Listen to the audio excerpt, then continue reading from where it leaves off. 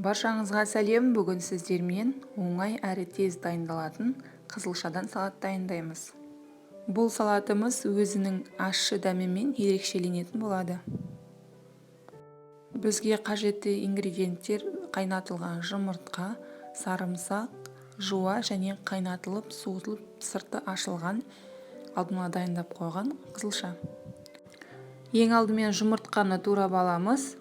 Жұмыртқаны өздеріңіз қалауларыңыз бойынша төрт бұрышты не болмаса ұзынша етіп турасаңыздар болады.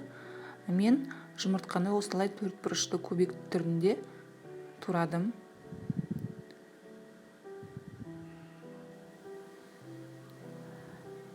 Ендігі кезекте жуаны тураймыз. Жуаны да осындай жіңішке қылып, ұзынша ретінде турап аламыз.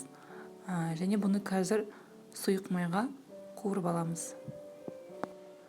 Сарымсақты үккіштің майда көзінен өткіздіріп аламыз. Сосын ірі көзінен қызылшамызды осылай өткіздіріп алатын боламыз.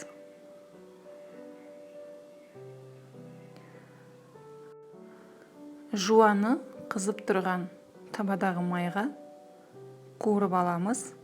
Бізде осылай сары түске енгенше жақсылап қуыратын боламыз.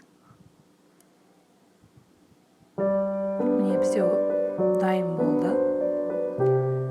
Енді үккіштен өткен қызылшамыздың осындай аз мөлшерін бөлек ыдысқа салып аламыз. Үстінен жуамызды, қуырылған жуамызды салып, жұмыртқамызды салып, шым-шым тұз, яғни шай қасықтың ұшымен ғана тұз және қара бұрыш салатын боламыз. Қара бұрышты өздеріңіз қалауларыңыз бойынша дәміне қарай қоссаңыздар болады. Мен жарты шай қасықтан аздау салдым.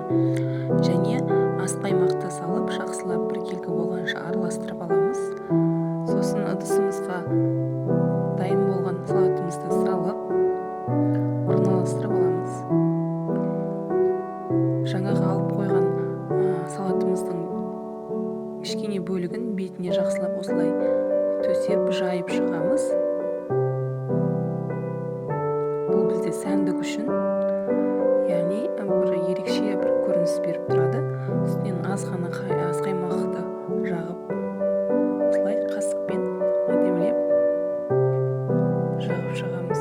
Сонда бізде біркелкі әдемі болып тұрады.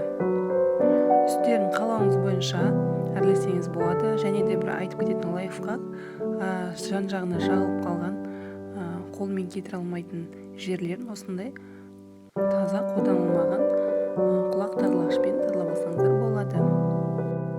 Дәмі өте ерекше болып шығады. Міндетті түрде жасап, менің арнама тіркеліп және лайк басып қолдап кеттіңіздер.